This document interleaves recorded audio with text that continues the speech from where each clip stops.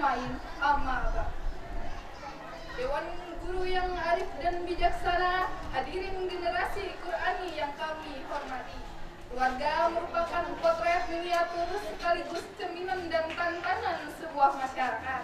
Bila keluarga baik, maka baik pula masyarakat dan bangsa tersebut. Sebaliknya hadirin, jika institusi keluarga rusak, rumah tangga hancur, maka ini merupakan isyarat awal dari kehancuran sebuah bangsa. Demikian ungkapan Syekh Aidil Fatih Abdullah dalam karyanya Buyutuna Kama Yajibu an Takuna. Ungkapan tersebut menggambarkan betapa penting peran keluarga dalam membangun sebuah bangsa. Jika kita menginginkan bangsa yang baik, maka bangunlah keluarga yang Islami, rumah tangga yang Qur'ani, figur ayahanda yang bijak dan berwibawa, serta sosok ibunda yang lembut dan penyantun. Namun, seiringnya perkembangan zaman, keluarga tidak lagi dibangun atas dasar cinta dan iman, namun atas dasar nafsu dan kepalsuan. Rumah tangga yang kita harapkan menjadi madrasatul ula justru menjadi tempat persinggahan semata. Oleh sebab itu, tidak mustahil rumah tangga yang ingin akan melahirkan generasi perampok, penjilat, para koruptor, sampah masyarakat yang pada akhirnya akan meruntuhkan istana bangsa. Prihatinlah kami atas dasar tersebut, tergugah hati kami untuk menyampaikan sebuah syarahan Al-Quran yang berjudul Peran Keluarga dalam Membentuk Generasi yang Qur'ani, dengan rujukan surah An-Nisa ayat 9. A'udzu billahi minasy syaithanir rajim. Bismillahirrahmanirrahim.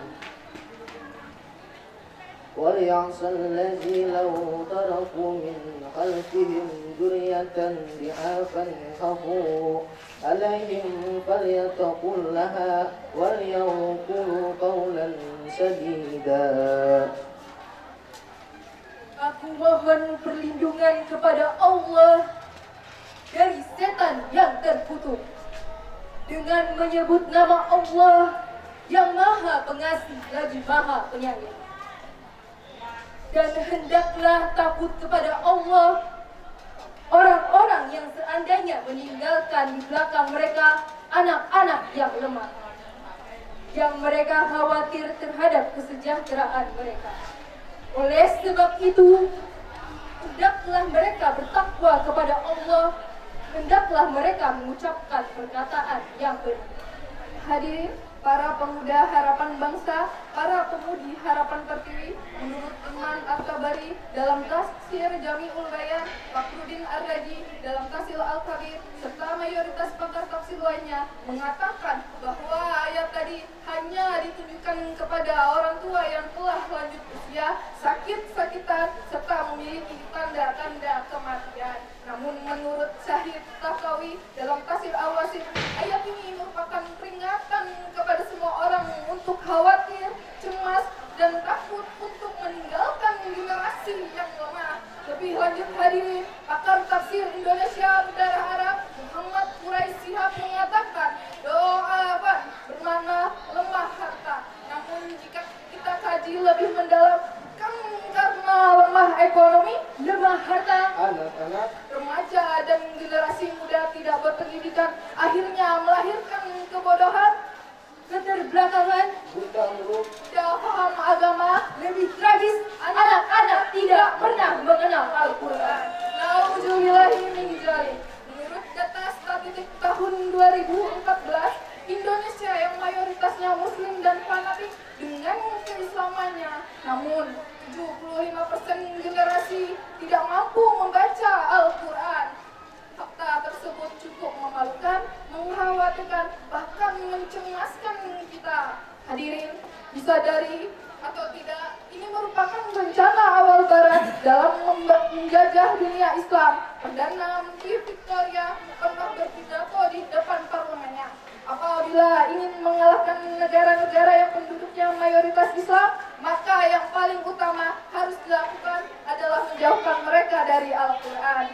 supaya mereka buta terhadap kandungannya, sebab hanya itu kita akan berhasil menaklukkan mereka. Selama mereka berpegang teguh pada Al-Quran, selama itu pula kita tak akan sanggup mengalahkan mereka.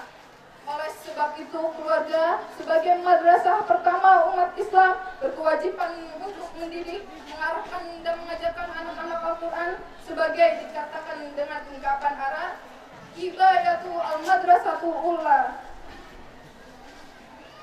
Rumah merupakan sekolah utama. Jika dipersiapkan dengan baik, maka akan melahirkan para remaja sebagai generasi yang kuat. Lantas bagaimana menciptakan generasi Qurani? Dalam surah At-Tahrim ayat 6, sebagaimana yang dibacakan teman kami berikut ini. يا أيها الذين آمنوا قوا أنفسكم وأهلكم نارا وقودها الناس والحجارة عليها ملائكة غلاظ شديد لا يعصون الله ما أمرهم ويفعلون ما يؤمرون. Hai orang-orang yang beriman, peliharalah dirimu dan keluargamu dari api neraka yang bahan bakarnya adalah manusia dan batu. Penjaganya malaikat-malaikat yang kasar, keras dan tidak mendurhakai Allah terhadap apa yang diperintahnya kepada mereka dan selalu mengerjakan apa yang diperintahkannya.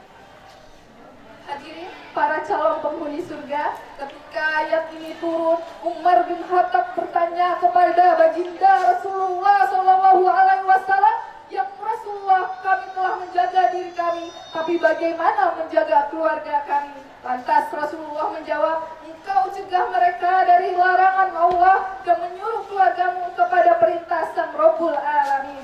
Lebih lanjut hadirin, Imam Ali As-Sabuni dalam tafsir Safata Fasir menjelaskan bahwa jagalah dirimu dan peliharalah istri-istrimu dan anak-anakmu dari siksa neraka yang pedih dengan cara memerintahkan mereka untuk meninggalkan maksiat, mengerjakan ketaatan serta mendidik dan menanamkan Al-Quran dalam jiwanya. Dengan demikian, ayat ini merupakan landasan filosofi bagi orang tua dalam menjaga, membimbing dan mengarahkan anak-anaknya. Sebab itu, Dr. Asy Al-Murtado dalam kitabnya Kaifa Nusaidun Abna ala Qiyamul Uluhiyah mengatakan bahwa anak-anak memang butuh materi. Anak-anak juga memerlukan tarbiyah jasmania. Namun, mereka justru lebih memerlukan tarbiyah Islamiyah, Rabbaniyah dan Qur'aniyah.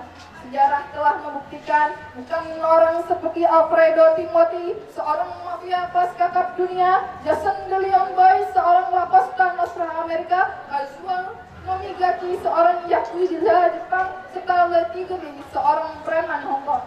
Mereka telah menciptakan keonaran dunia, membajak pesawat, serta gembong narkoba, memperjualbelikan wanita. Ternyata mereka adalah sosok anak-anak muda yang terlahir dari rahim para ibunda yang tak pernah betah di rumah, hidup dalam kemudahan, bergelimang harta, namun tak pernah tersentuh kasih sayang orang tua. Sebaliknya, Muhammad bin Idris atau Imam Syafi'i tumbuh dari keluarga yang sederhana, dibesarkan dalam kondisi yang pas-pasan, namun dengan kasih sayang dan tarbiyah Qur'aniyah mengantarkan beliau sebagai tokoh dan ulama besar dalam peradaban Islam. Tidak salah jika salah satu hadis Rasulullah berujar, setiap anak yang dilahirkan dalam keadaan fitrah, maka orang tuanya lah yang menjadikan Yahudi, Nasrani maupun Majusi. Hadirin yang kami muliakan, akhir dari syarahan tadi dapat disimpulkan keluarga merupakan benteng utama Islam. Jika kita mendapatkan masyarakat yang taat, umat yang hebat, bangsa yang kuat, maka mari ciptakan keluarga yang sakinah yang menjadikan Al-Quran sebagai pedoman, mahats dan jalan hidup. Kalau ada kaca yang pecah, jangan disimpan di dalam laci. Kalau ada kata yang salah, jangan disimpan di dalam hati. Demikian yang dapat kami sampaikan. Mohon maaf atas segala kekurangan dan terima kasih atas segala perhatian. Wassalamualaikum.